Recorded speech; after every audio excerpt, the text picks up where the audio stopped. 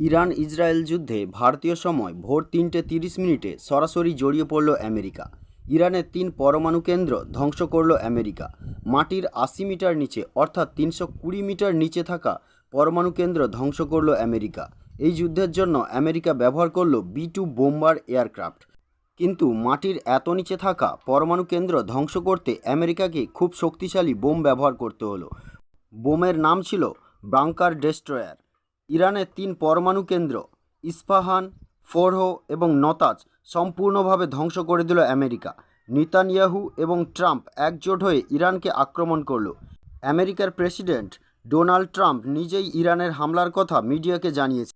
ট্রাম্পের কথায় ইরান যদি পরমাণু অস্ত্র তৈরি করে ফেলে তাহলে তা সারা পৃথিবীর জন্য হুমকি হবে এবং সারা পৃথিবীকে অস্থির করে তুলবে ইরান।